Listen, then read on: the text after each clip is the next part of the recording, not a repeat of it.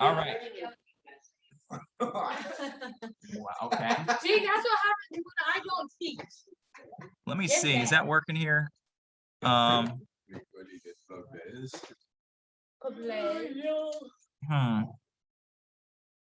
Yo, kill. I'm sure it's not trying to surveillance. Well, hopefully that works. Let's see here.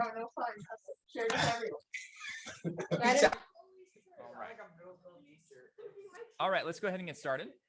Hello. So let's go ahead and get started. We have this little exercise of having a tragic story and a happy ending story. So actually, back in many centuries ago, there was something called Greek tragedy. And actually, Greek tragedy is not simply a sad story, right? That's what we usually say. Oh, that's a tragedy. We mean a sad story. Originally, a tragedy was basically the main character was given two different options, and both of those options were terrible. It sounds like modern day American politics, but whatever the case, it's a joke. Okay. But basically, you have this idea of the character is confounded by two different bad choices or outcomes, and that was tragic. But we came to have this idea of a tragedy as something just generally speaking sad, and that's what we were kind of going with this here. Now, when it comes to our lives, a lot of times people think about everything they can to do to avoid tragedy, but the fact is that we all will face tragedy. So this is an issue that we need to deal with from a Christian point of view, so that we know how to work through tragedy when it comes. On the other hand, we had this story of a rather happy ending of Pablo, as you guys came out with, which was fun. But you had the other story of a guy named Joe who had a sad ending. And so well done on the story writing skills. But the idea is that when it comes to a happy ending, if you were in charge of your own story of your life, you would probably write out a happy ending, wouldn't you? No. And you would probably edit out all the hard parts because you don't like having to deal with all the struggles. I mean, let's just be honest. We don't like that. I mean, we really don't. I would rather etch out all the stuff where this caused heartache or physical suffering or mental anguish or irritation. And you would just like to have a life of ease and never have any kind of problems. That's what we would probably do if we were in charge of our own story. But what we've also find out is that going through hardship has a purpose, and it's a purpose that we can only gain from if we actually go through that tragedy or hardship. And so we look at things as to, well, why is there tragedy in the first place? Why, a lot of people think, so why didn't God just make this nice, happy world and just keep it that way? When Adam and Eve sinned, why didn't God just be like, well, let's try that one again? And until he just finally, quote, got it right with somebody. In terms of the person, obeying God, or the people, Adam and Eve too. Why didn't he just do that? Well, maybe God actually has a plan behind all of the suffering and underneath all of these problems and pain. Maybe there's a purpose to it, that God actually is most glorified in the way that he has designed this world, and even the way that he has superintended, if you will, use that word, over even the course of events of history that includes some pretty rough stuff. So life doesn't always work out with a happy ending. But as we'll find out, tragedy is not the end, right? Tragedy is part of life, but we'll see some things in through it.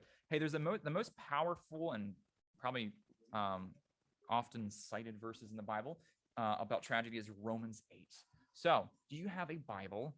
I'm not trying to brag, but I got this Bible this past week. I'm very excited about it. It's a nice Bible.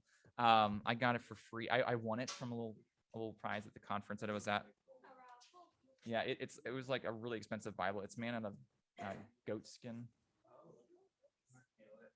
Afterwards, yeah. But anyways, Romans 8:20. Romans 8:28 is a very common verse. Yeah, you probably even have memorized it. Romans 8:28. So who has Romans 8:28 that would like to read this verse? Boom, Elena. Mm-hmm.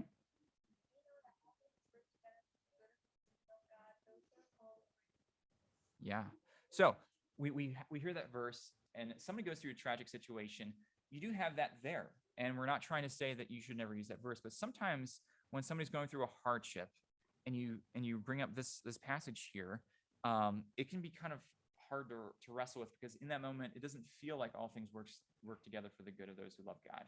But at the same time, we understand that truth, especially over times when we're not as emotionally like just falling apart.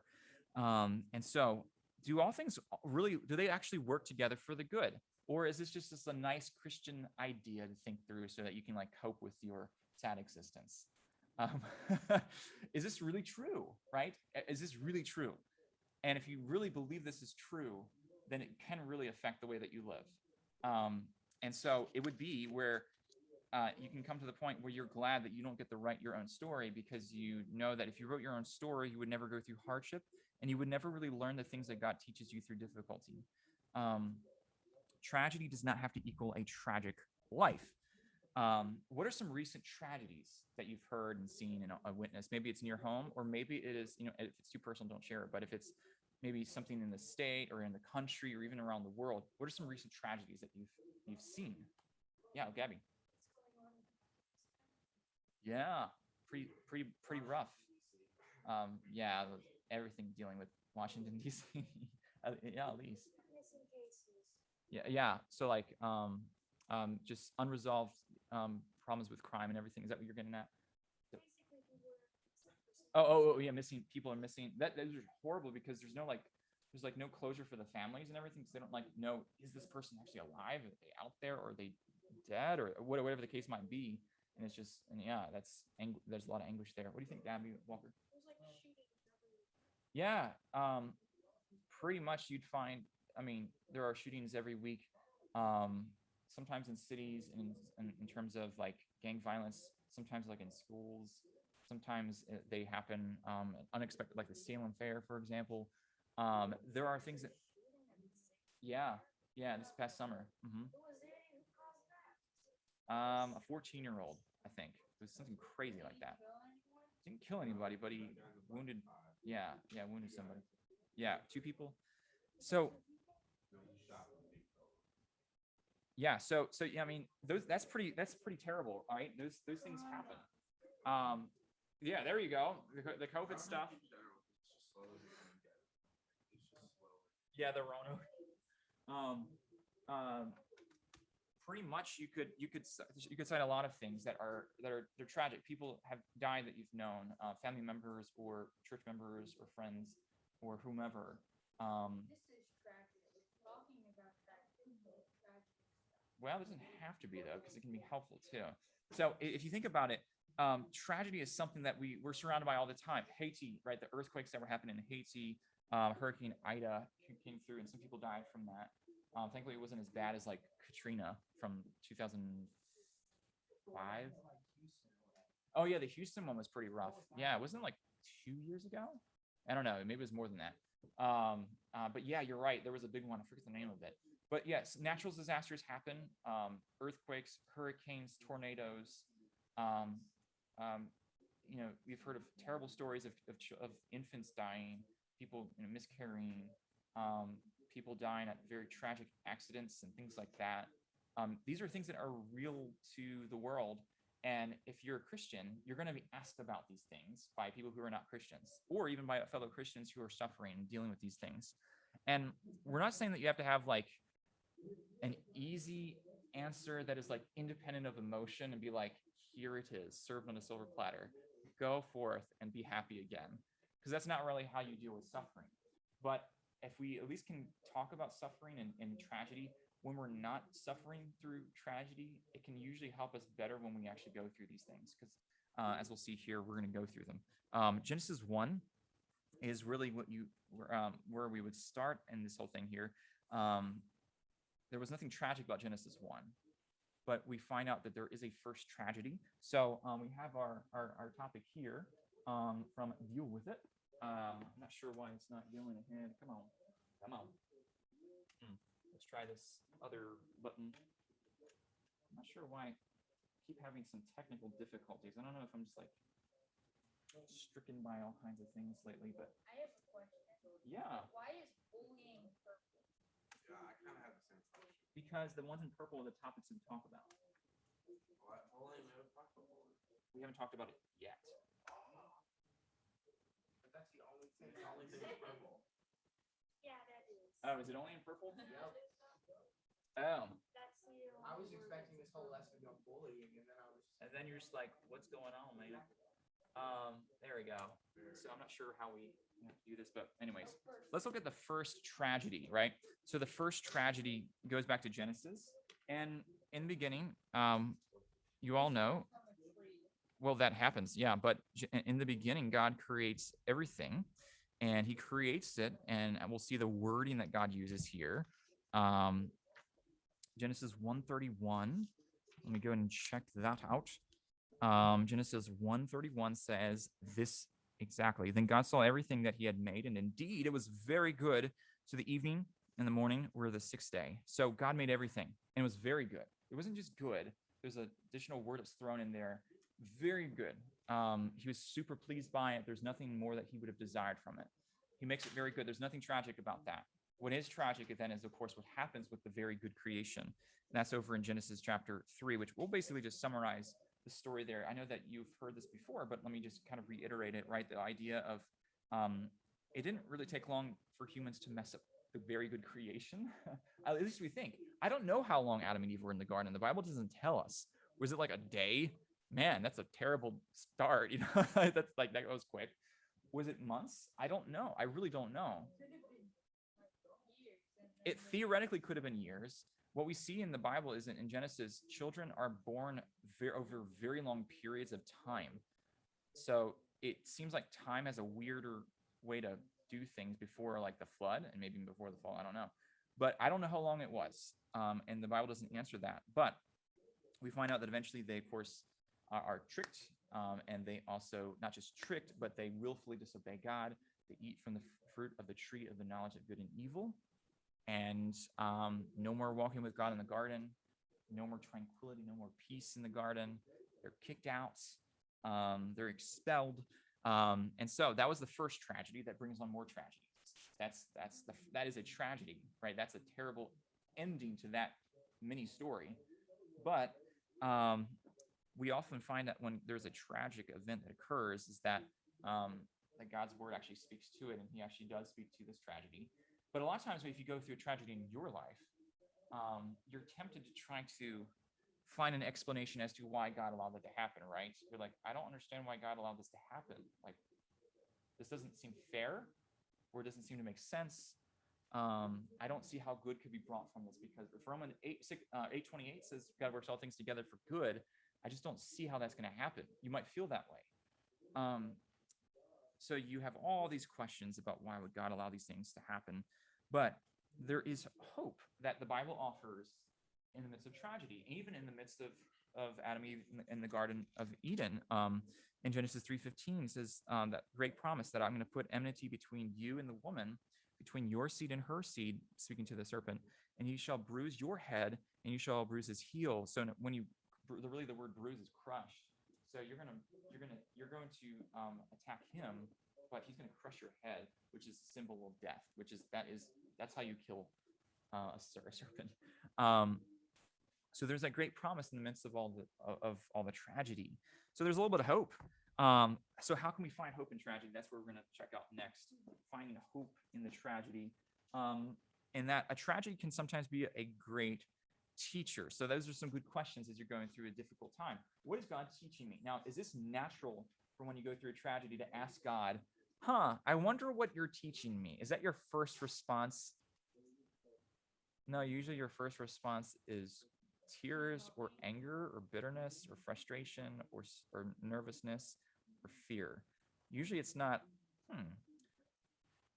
it's another day in God's classroom. I wonder what he's teaching me today. That's usually not that's not how we emotionally usually deal with things. Sometimes it takes a while, and oftentimes we can get to that point where we can see God was teaching us something. And in fact, tragedy can be a great teacher. So for this, we're going to jump to the New Testament, to the book of James. So why don't you check that out there in James chapter 1. James chapter 1 is very well known for being a book about trials and tragedies, if you will. So James chapter 1, if you got your Bible, I would highly encourage you to check that out. Verses 2 through 4. So James 1, verses 2 through 4. Does anybody have that would love to read? Anybody? I don't. I mean, I don't mind Elena reading it again, but if anybody else had it, did you have it, Gabby Lee? Okay, let's have Gabby Lee do it.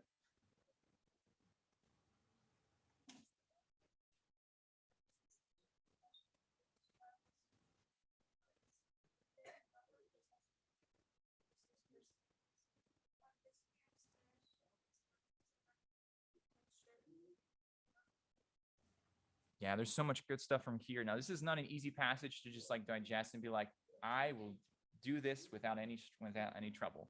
It's saying here that count it joy when you fall into various trials. Count it a joy. Now, there are a couple of key words here. Um, is I think most translated this way: when you fall into various trials. Notice that James doesn't say if you ever happen to have a tragedy in your life, count it a joy. No, he actually says when. And that's important because there will be tragedies that face you. Now, sometimes tragedies are varying levels. Like it can be a disaster to lose your job. That can be really hard. That's really hard. It's even harder to lose a family member though. It can be a disaster to lose a scholarship or something like that. But it can be even more a tragedy to actually get kicked out or fail or something like that. There are different varying levels of tragedies, and some people go through certain levels. Some people as they get older, they get worse sometimes, but even then, sometimes children and young people have some really tragic situations that they deal with. So there will be trials for sure, but the other word that was in there that's a key word is the word patience or perseverance. That's what trials are there. It's to help work perseverance so that you can become, the goal there is in verse 4.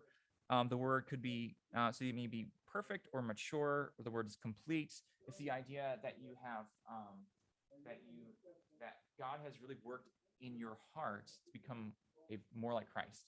And again, would that happen as easily if everything in your life is easy? I don't think it would. I don't think it would. If everything, I know, and it's not something you would ever wish upon yourself to have a trial, but these are things that happen, and there are ways that you can respond to them that can actually help you to grow, or actually it can even cause you to run away from God. When a trial comes, you have usually a couple of options. Are these here? Oh, well, here's a definition of patience: long suffering and endurance, even in the face of difficulties.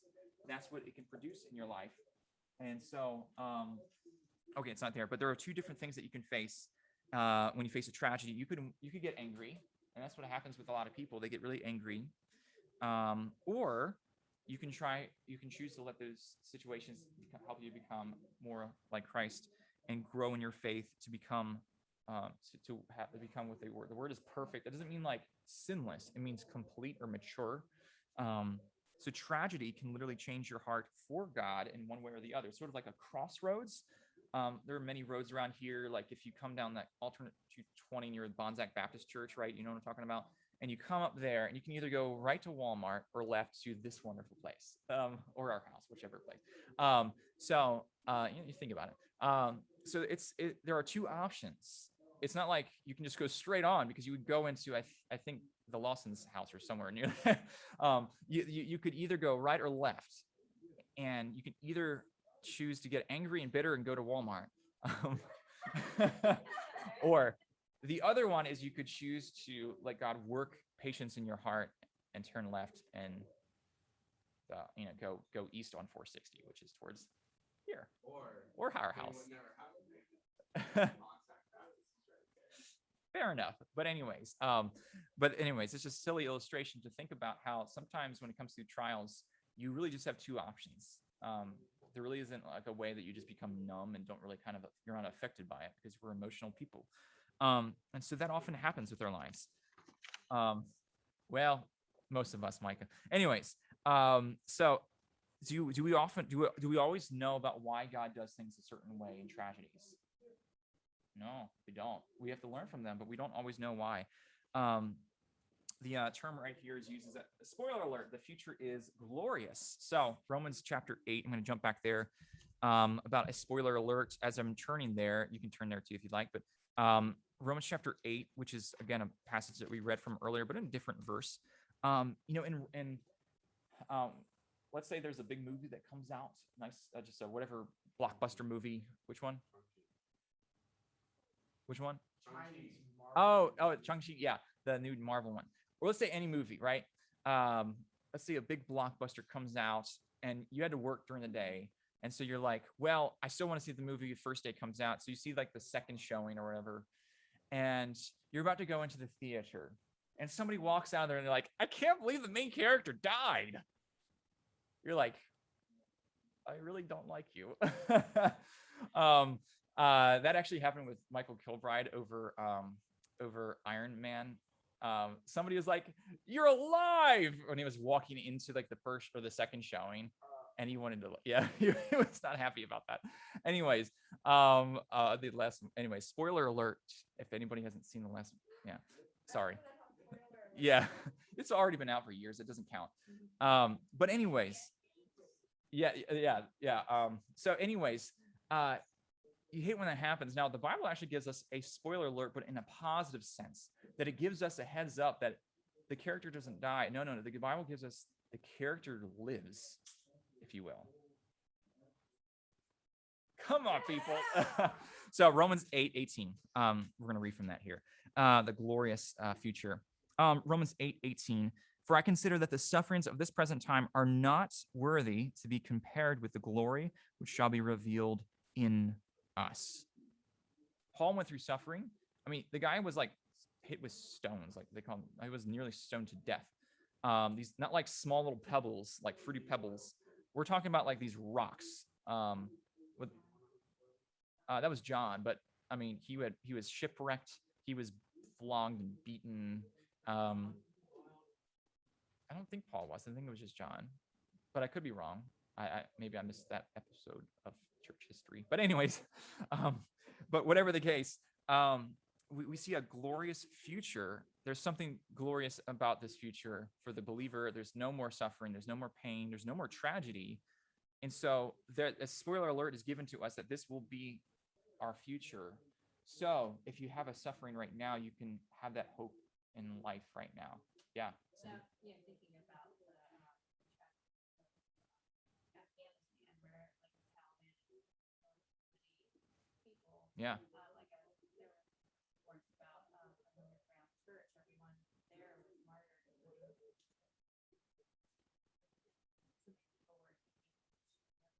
Some people were thinking happened, but you can understand why they Yeah. that. But every person there that was martyred there right now, they're not regretting that it happened. They're not, Yeah. It's hard to think through that. and also just how God is using it. People Mhm. helping here, we needed the church. We need to grow anywhere. Mhm. Over here, my niece, Ember, as well. When she had heard about how the Taliban was killing everything, like Bibles were found in their homes or on phones and everything. Mhm. It caused her to really how she treats how she's living her life, going through wasn't saved, so she put tragedy of everything. Yeah. So I mean, nobody over in Afghanistan would ever know, even if they weren't martyred, they would never know about that. And that's the mystery of God's providence about how he deals with suffering, is that you never see those things that happen around the world even. And yet somehow God works those things for good. And it's hard to really kind of grasp that because we don't see it all the time. Job never knew that Satan was behind those attacks against him. God just said for him to trust him. He didn't know that Satan was behind those things. He knew that was terrible, but he just had to trust him. And it's hard. This is a lot easier to preach on and teach on than it is to live by. But they do work together for good somehow, some way, as we were just discussing there. Because we're almost done here with time. Just a couple of things is that God is for us. God allowed Jesus to die on the cross as well. That was a tragedy in the sense that Jesus was the only person who was never worthy of being punished, right? And he took the punishment for us who were worthy of the punishment. And that's a tragedy in a sense, but again, God brings beauty from that tragedy. And we trust in him for how he can do that. What shall we say then? Verse 31, to these things, if God is for us, then who can be against us? He who did not spare his own son, but delivered him up for us all, how shall he not with him also freely give us all things? There's a lot of great hope in Romans 8. And this is, if you are dealing with suffering, if you just want to live in Romans chapter 8 for like a year. That would probably help a lot. And this is actually what a lot of people have done with their lives when they've gone through immense suffering. Again, we don't know why God allows certain things to happen. You've heard of the Jim Elliot, Nate Saint, Roger Yodarian, Pete Fleming, and Ed Macaulay story of the Alka Indians, maybe. Elizabeth Elliot was Jim Elliot's wife. Basically, these 5 missionaries were killed by the Alka Indians. And then a little while later, a couple of the wives and even children had gone to that same tribe that killed their family members. And that whole tribe became believers, like the whole thing. And we don't really, I mean, that's a tragedy, right? These people lost husbands and fathers, and like, that's a terrible thing. But somehow God brought good from that. And we don't understand how God always does it. I don't know how God always does this. And but we can see at least pictures of God answering that for us right here in that example. Sometimes he doesn't answer that until heaven. But those are some things to live by, to remember, that a man's heart plans his ways, but the Lord directs his steps. So God is overseeing all these things.